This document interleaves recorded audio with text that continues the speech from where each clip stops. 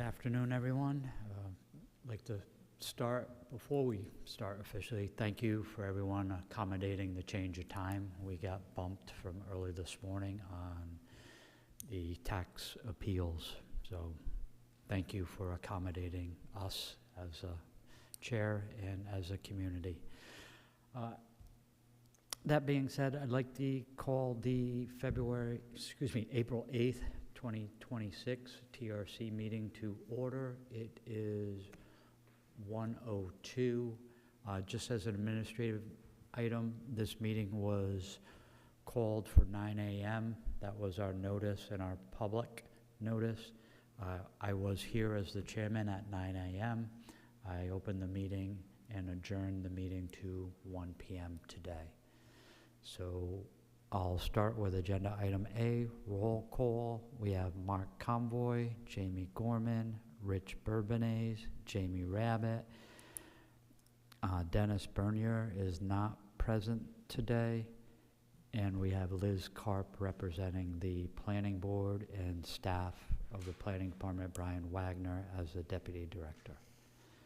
Our next agenda item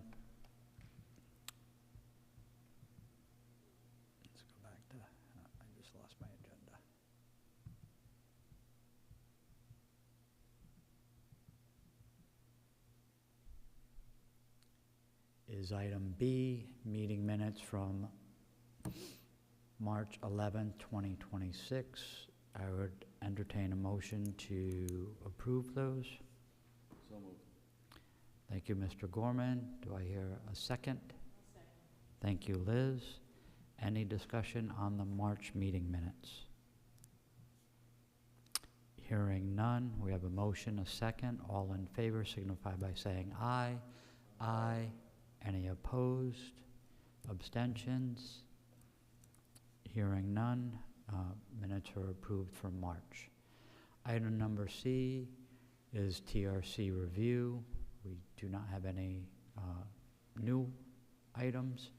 Item D, TRC advisory review, is item 1, minor multi-household land development project, 2001 Kingstown Road, proposed demolition of a single-family residential unit to accommodate the construction of a 5-unit multi-household land development project composed of 2 structures, 1 duplex, 1 triplex, located at 2001 Kingstown Road, AP 32-4, Lot 21, Ashworth Investments, LLC, applicant owner. This was continued from our March 11th meeting at the applicant's request. So I believe we do have representatives of the applicant, so we'll give you the floor. Please identify your name and relationship to the application. Thank you. Button on the right on the console to turn it on. There you go. Perfect, we're live. Thank you for having us this afternoon. Josh Klein, Stonefield Engineering and Design, office in Providence. I'm the team lead as well as a licensed professional engineer in Rhode Island and as well as 7 other states. We're excited to be back. We use that time and kind of continuing from March to now to kind of really look at the comments, kind of work with the architect and hopefully come tonight or this afternoon with a plan we feel has made a lot of great project and progress, and I'm excited to move forward. So I won't go into too much detail given this group is very familiar with the project. We have an infill development opportunity, providing some diverse housing, in this corridor. Some changes from the last meeting were really kind of focusing on, taking this group's feedback and incorporating them into the updated set. So one of the items we really look to do is, how do we kind of make this site a little bit more efficient? How do we, kind of help soften the grading, help with the stormwater management? So what we did was we went to two separate structures, so still a total of 5 units, a duplex and a triplex, as noted. Still a single point of access from Kingstown Road. The garage doors on the triplex have been eliminated, so no garage doors facing Kingstown Road. One of the other items was the existing driveway with the butter to the south or the bottom of the page. So what we've been able to do kind of with this new orientation is we've been able to maintain kind of their existing driveway leading back to the site. We are utilizing, at one time they have kind of this double hammerhead or a very large hammerhead. So the hammerhead that extends onto our portion of the site is being eliminated, but we're maintaining their kind of secondary hammerhead at the back. So this will help with turnaround and parking as well. So kind of, again, being able to, safely accommodate their access. I noted grading. What we've done is been able to kind of soften some of the grading along the edges, no slope steeper than 3 to 1 on the site. We did verify, so a new sewer connection will be provided. It'll be a saddle connection. I got news, it wasn't part of the submission, but I did hear that the existing line was CCTV'd as well, and it had some kind of root intrusion. So regardless, it kind of matches our plan that we will be replacing that. Stormwater management side, this was another kind of comment we received. So we updated the stormwater management system. We still have the 2 separate subsurface systems, and that's really due to the existing slopes on site. Site drops about 10 feet from left to right, or from Kingstown Road to the back of the site. We slid the systems a little bit further from the building, so we meet all the setback criteria as well with the stormwater. We provided an updated fire truck movement exhibit, kind of showing that the town fire truck can safely turn into the site, kind of back into that little hammerhead and leave as well. We have made some updates to the existing conditions plan. So I'll kind of walk through from the submission, the original submission that was on 4/1. We did submit at the end of the kind of yesterday afternoon. So that submission was really geared towards, I had a nice conversation with Mark a couple days ago on the stormwater. So one of the key aspects of that resubmission is we did want to get him a pipe sizing or pipe calculations, kind of confirming that the conveyance system can safely convey the 100-year storm event. So roadways might be designed to convey a 25-year storm event. A lot of roadways probably even less than that. But what we've ensured is that all of the piping network or the conveyance can safely handle that 100-year storm event and kind of make sure it's going to these subsurface infiltration systems properly.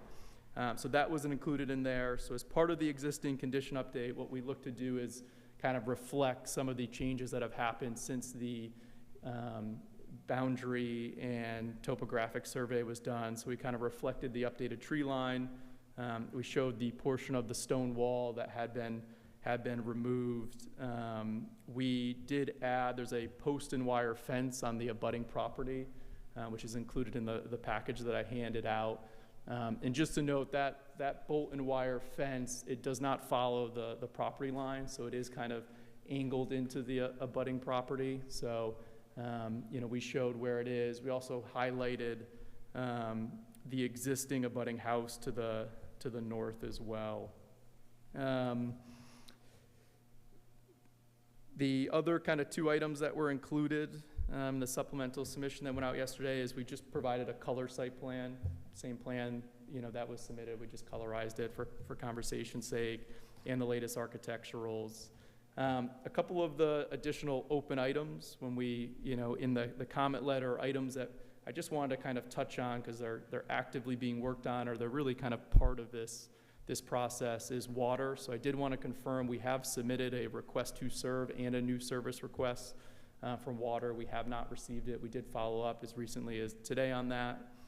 There was a question regarding trash. So the trash would be handled by a private hauler. Our initial intention would be that kind of similar to single-family homes, that each unit would have their own trash and recycling container. They could bring it to the end of their driveway, and it could be picked up by the private hauler on a certain day and a certain frequency that's to kind of decide by the kind of the management company. There is room, if we felt strongly we wanted to have like an individual pad, whether it be just stone dust or even right on the grass, and there's plenty of room to, put the cans, next to the units as well. Mail delivery, we haven't confirmed at this time with USPS on how they would like to handle the site. We've kind of seen them go 2 different directions with this style development. is it going to be treated kind of more like a single, like a subdivision where they may still kind of pull in and deliver mail to the individual units, or if they're going to like to see kind of a consolidated mailbox or drop area. The good news is if they do want to see that, there's plenty of room, both from a circulation, a safety, and just overall open space standpoint to kind of provide a small, area for them to drop. But we're hoping that it'll be more treated kind of individually. On the state agency side, we're really kind of hoping to kind of progress through this process as then to continue into DOT and DEM. So we will need an access permit, a PAPA for the DOT, and then DEM, there's no wetlands here. It's not a RIPDES application. We're less than an acre of disturbance, but as we're based on the type and area of what is being captured by the subsurface infiltration system, we would need a water quality certification. So now it's really easy. You submit it right through their portal and get it processed as well. Those are really kind of the key highlights from kind of where we were to where we are now. Again, we've eliminated any relief associated with the application. It's a permitted use. We feel like it will go really well within this corridor, within this community. It's a great way to provide, diverse housing as well for the community. So I'm happy to answer any questions, go into anything in more detail, but thank you again for having us. Thank you. Mark? Hi, I have a couple of technical questions I want to ask on the stormwater. One is the 3-unit building you're showing on the watershed map, that whole entire building is going to be collected and discharged into the underground system. Is that correct? So the roof will be collected. There's a roof leader kind of trunk line along the front of it that comes down the front of it and then turns into the subsurface basin B1. Okay. So my question has to do with the roof line of that building. The building looks like it sheds from the middle to the front or to the back.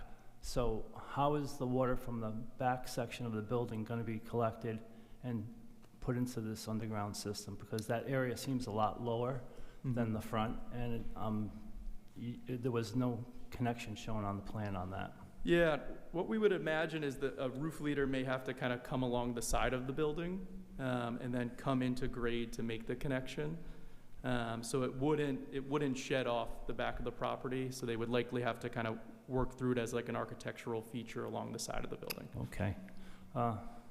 And the other question I had to do was your analysis on the conveyance of the 100-year storm. I was looking at the hydraulic grade lines and the energy grade lines that you've shown on your profiles, and they don't seem to include, if you're analyzing this on a 100-year storm, it doesn't include the headwater from the system, or the underground system at a 100-year storm. So in other words, the elevation of the 100-year storm inside that, it's B2 underground system is 138.04. However, when you look at the hydraulic grade lines, they're below that. They're starting at 136. So getting water in from that water quality treatment at elevation 139, you have less than 1 foot to push against getting into that system that's surcharged. So so what I'm basically saying is this profile and analysis doesn't take into account the headwater elevation within the underground system. So the analysis we did was we assumed the pipe was full, so we did it at crown, that the pipe, the connection point was completely at capacity. But it's going to be above that, the water level. So yeah, we could definitely update the model.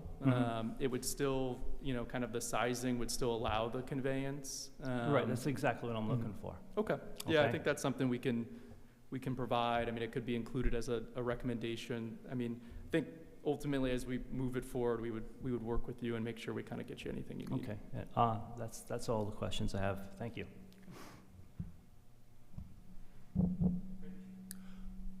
I'm fine at this point. Thank you. Jamie?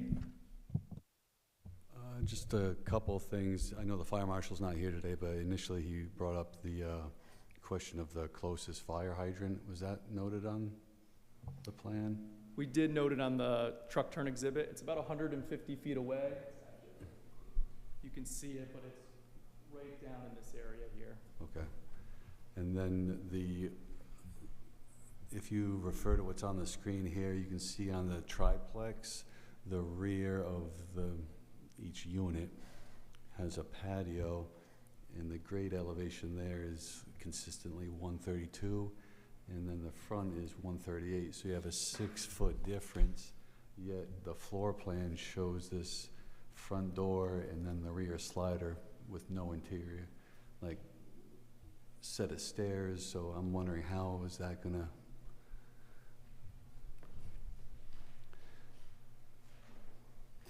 You're gonna need a deck at the rear is where I'm going with it.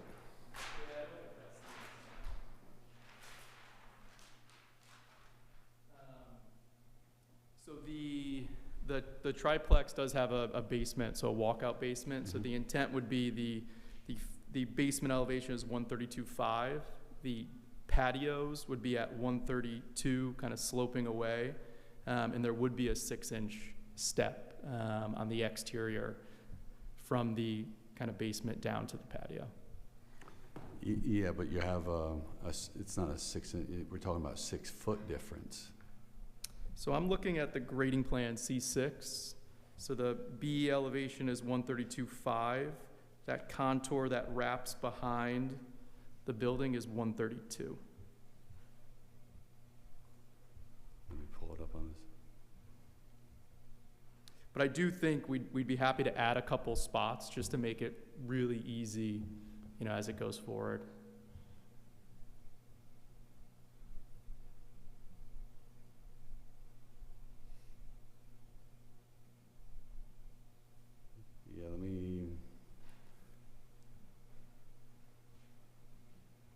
Let me digest this a little bit and we can circle back. I appreciate it. Okay.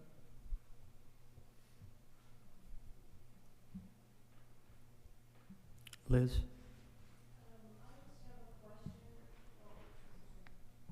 I have a question regarding the parking. On the site plans, Unit 1, Unit 2, Unit 3, Unit 4, and Unit 5 all say 2 parking spaces, but referring to the traffic and parking assessment report, it says that the 2 units in the duplex each have 4 parking spaces. Is that correct? So that's And- correct. And Oh. then the 3 in the triplex have 2 parking spaces. So my question is, how many parking spaces and where are these parking spaces? Because in front of the triplex, we have green space. So I'm wondering, where are people parking? Perfect, no problem. So we'll start with the triplex. So the triplex each have 2 spaces in front. So I just circled them there. So they each have their own driveway, and each driveway 2 cars can park. Well, let me continue. The duplex has garages, so they have 2 spaces in the driveway, and 2 vehicles can fit in the car. So the requirement is only 2 spaces per unit. The duplex will have additional parking. And the triplex, where are those 2 spaces for each unit? So each unit has their own driveway leading up to their unit, and I'll just point it out.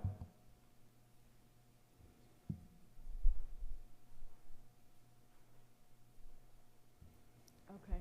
Is the front of the building the curb stop? We're proposing a curb there now. So there'll be a curb and then a landscape area between the end of the driveway and the building. It'll be landscaped. Is it shown on any one of your plans that you submitted? It looks like the The curbing, it doesn't show a curb on the plan. We'd be happy to add one, but there will be a curb there. I believe there's a 5-foot minimum foundation planting.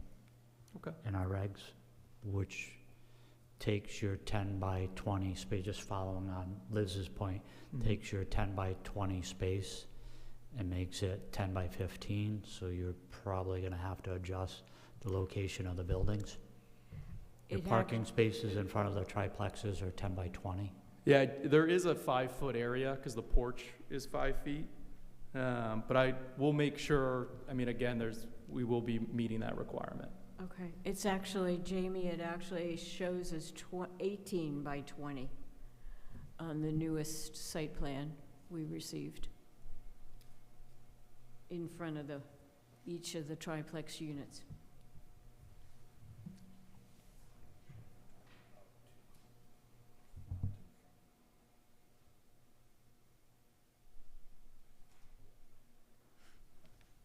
Yeah, if you can just clarify that, because typically it would be a 5-foot landscape foundation plantings, then your parking space. Yeah, we can add the dimension just to make it very clear, but the 5 feet would be provided.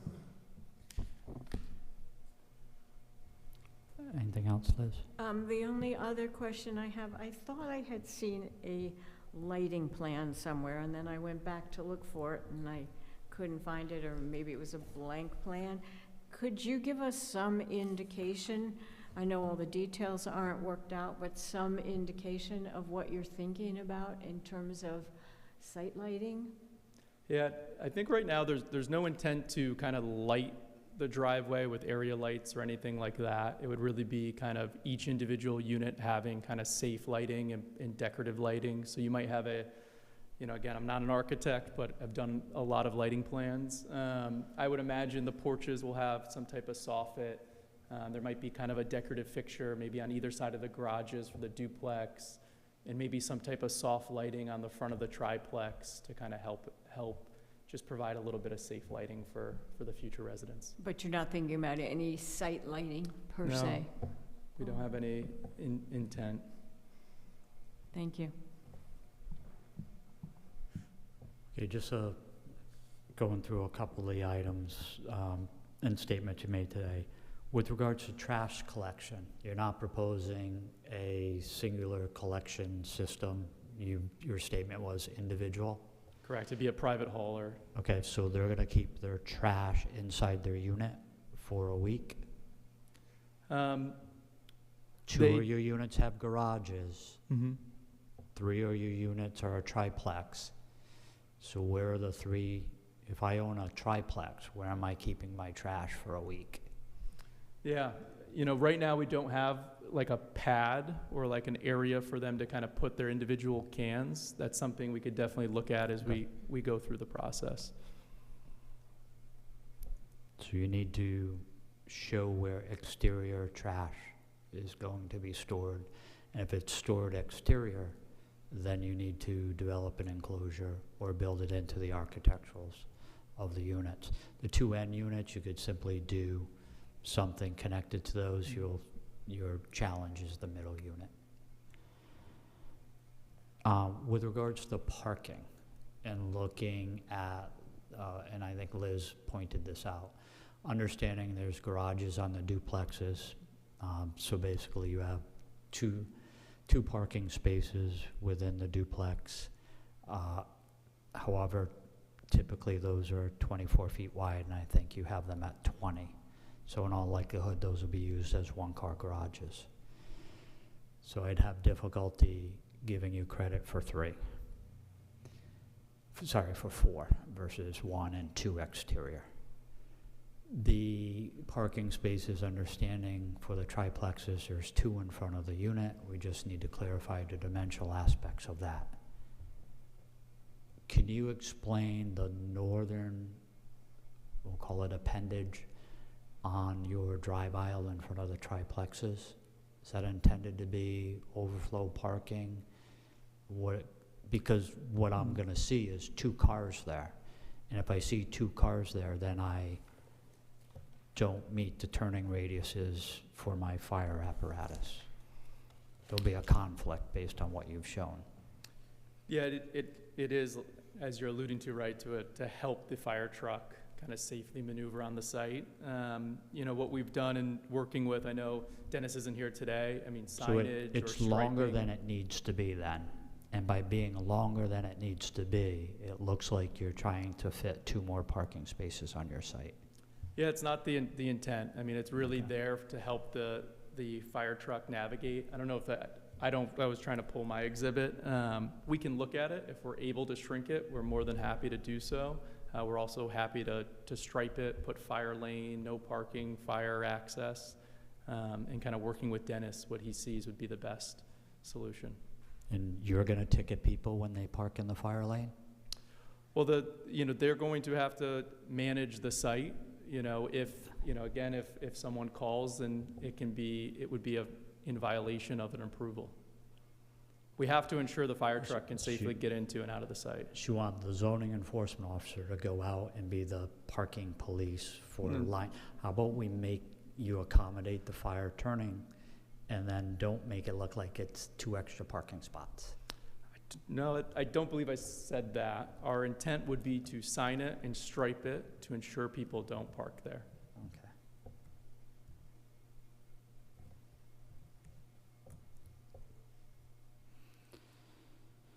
With regards to drainage, I didn't see any footing outlets or any footing collection systems. Understanding with the building code on the duplexes, you're gonna require footing, drainage, and then on the triplexes, you're gonna require footings. And how do you daylight those footing outlets on the triplexes? The footing drain. Yes. So, one option as we get into construction could be to have it go to a small dry well. That would be a common solution. So your drainage plan doesn't accommodate your footing drains at this time? The subsurface infiltration basin is not intended to take footing drains from the triplex, no. So where's your drainage associated with your footing drains? So at the kind of the minor site plan level, we haven't shown it. We're happy to kind of provide some initial thoughts on what it might look at as we go into construction. We would typically detail that as part of a construction plan set. We have expectations you detail that now. Okay, we're happy to do so for the board. It's part of the storm drainage associated with your development. It's part of the drainage plan. If you don't have the infiltration rates for your footing drain, I don't know what you're gonna do. Yeah, again, I'm very confident there's a solution. We work with all types of soils, all different challenges. You can have pumps for footing drains. There's many, many solutions.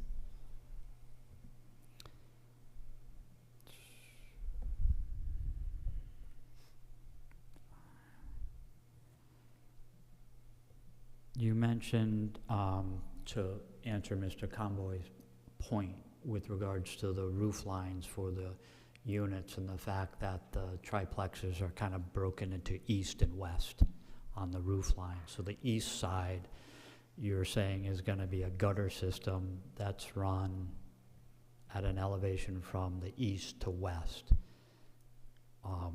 We would wanna see that on the architectural plans, not for the building permit now, so the engineer can review it, because I will guarantee you what happens if they're not on our approved plans as part of an approved set. We will go out during an inspection and see a gutter and a downspout daylighting to lawn. So along with the footing drain, and I wouldn't have an issue if you were accommodating your footing drain, that you may be able to accommodate half of your roof in that same infiltration system, because it's a small area. But I would like you to explore that. That's no problem. Because again, on this site for the triplexes, you're pushing water up. You're trying to push water uphill. Yeah, we have a site that drops 10 feet. And you're proposing a 5-unit density, so that creates some of your own internal problems.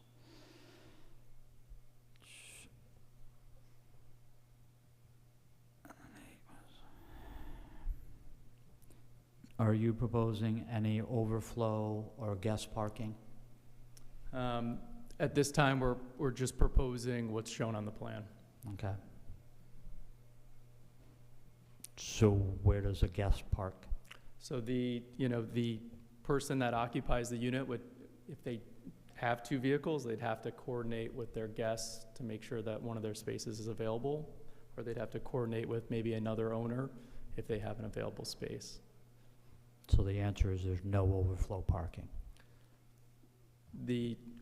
Well, technically, whether you call it 3 or 4, let's say 3, the duplexes, by code would have an extra unit. So they could have a car in the garage, a car in the driveway, and they would each have an additional space. But no, every space as shown in the driveways or the garages is dedicated to those units. If I own a unit in the triplex, do I have a right to park in front of the duplex? Not a right, but maybe you have a good neighbor and a, But you just said it's shared parking. Do I have a right to park in front of the duplex? so we're going by the code requirement that each unit will have 2 parking spaces. There's a code requirement and a practicality. Understood? You may meet the code, but I'm not sure you meet the practicality. So the result of not meeting the practicality is someone's gonna park in your drive aisles, which means my fire truck can't get in.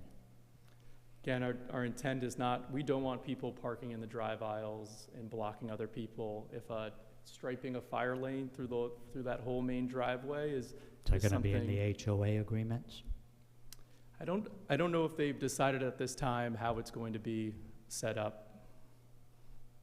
Yeah, that can be covered in a lease or HOA agreement. It, Is that something If- your client is willing to do? He's sitting in the room.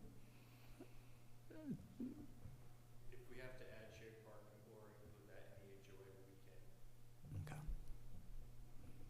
And again, we're looking for the practical solution to that. So either you're trying, from practicality, if you can try and accommodate, 2 overflow spaces, that may work somewhere on the site with some slight adjustments, or look at how you would ensure that the fire safety is addressed by not parking drive aisles.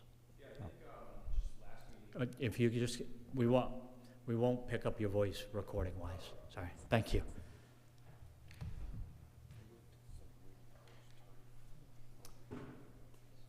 I think just last meeting when we were here, we showed, I think it was 4 shared spots or 5 shared spots when you enter in the site on the right, and there was some negative feedback, so we took those out. If you want us to put them back, we'll be happy to. Yeah, we just looked at the practicality. Your duplexes potentially can slide west, Yeah. which gives you some room behind them, maybe for 2 parallel, when Dennis is advising the planning board, I want to make sure you get a favorable letter from him where there's no concern of, that event, that there's one overnight guest and there's an issue there and the drive aisle's blocked. Yeah. Okay, thank you.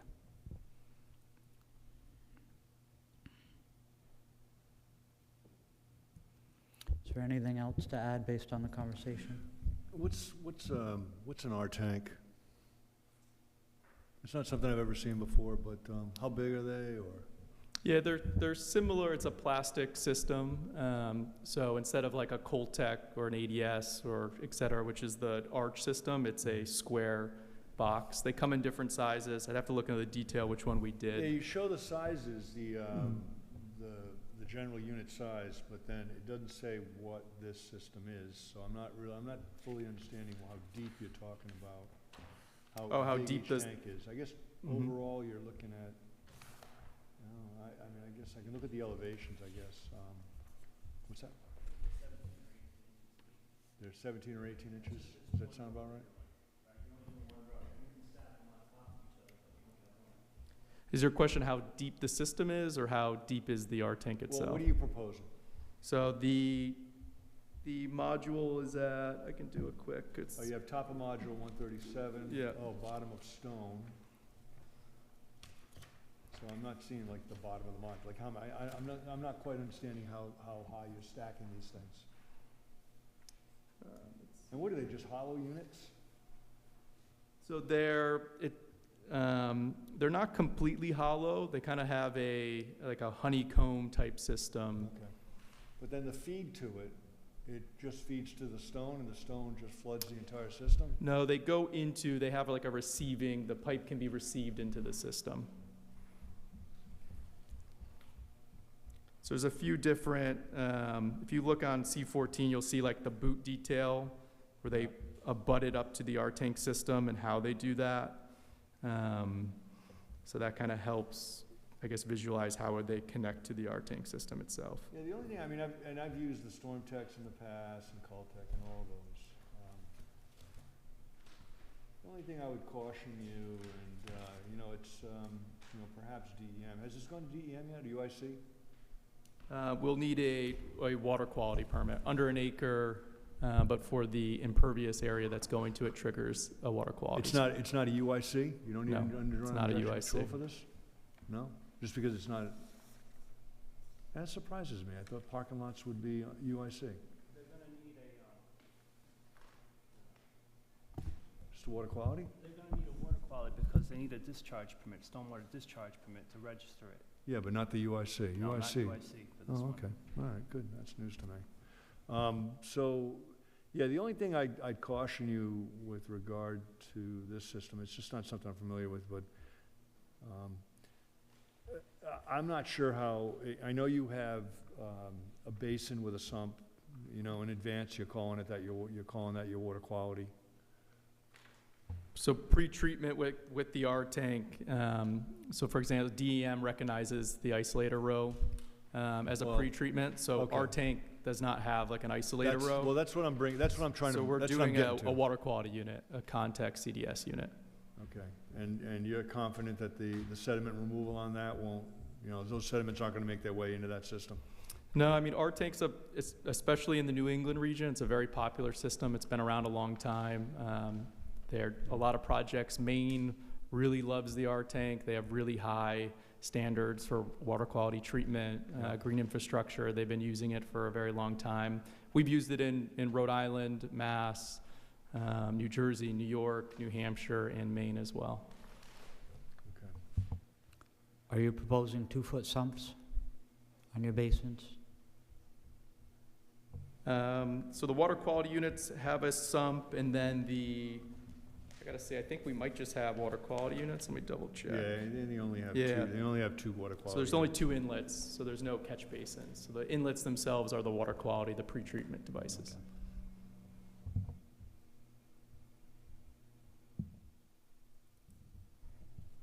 Mr. Gorman? Yeah, I just want to circle back because this is the first time I'm seeing the floor plans. So reviewing it now, I see that the duplex is a slab on grade, is that correct?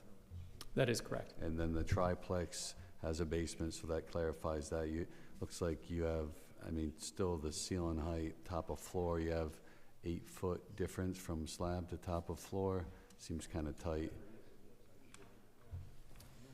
Yeah, so we're jumping around here. And then just to follow up, it looks like there's maybe a slider walkout at the rear on the triplexes, and then I'm assuming like an egress window on the front of the building. I guess what's the intent? Is that to be finished later with additional bedrooms, or is this?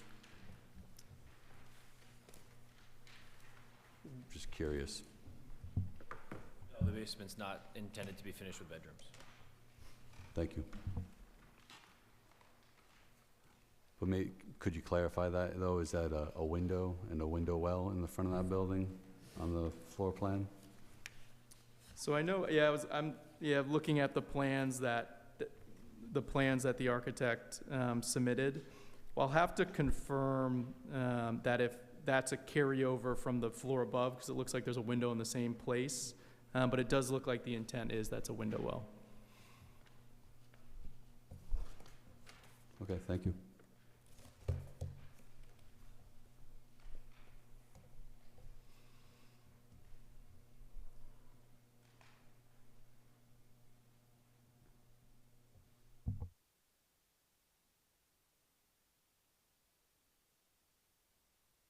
Thank you, Jamie. Any other comments? I'll try and summarize what appear to be questions or items that need a little further information. Again, we can view it as conditions going forward to the planning board unless the members feel they need to come back to TRC one more time. Item number 1 was associated with the 100-year storm drainage calculations as questioned by Mr. Conboy. Item number 2 was solidifying the drainage associated with the changes in roof lines, primarily the eastern side of the triplex. Item number 3 was associated with the patios and the walkout on the triplex and potentially the need to adjust the grading to accommodate those. Item number 4 would be to submit a lighting plan. Item number 5 is addressing trash and the placement of any trash receptacles on the site and screening associated with those. Item number 6 was modifying the site plans to include drainage associated with footings for the 2 buildings. Item number 7 was having the architectural plans reflect the potential gutter system that takes water from the, we'll say from east to west on the triplex, given the proposed roof lines. Item number 8 was addressing any proposed overflow parking. Number 9 was finalizing mail, whether it's individual or a centralized box system. Item number 10 is having the architectural plans match the site plan as it relates to egress and ingress, primarily associated with the window wells, that if they're being proposed as part of the architectural plans, they should be shown on the site plan, because that could affect your landscape buffer in front of the buildings and or parking. Number 11 was turning radiuses.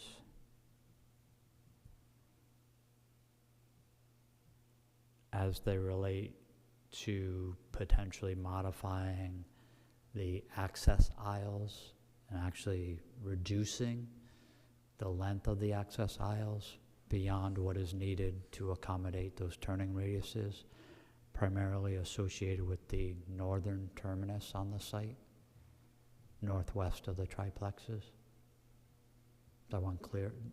Can I understand that one?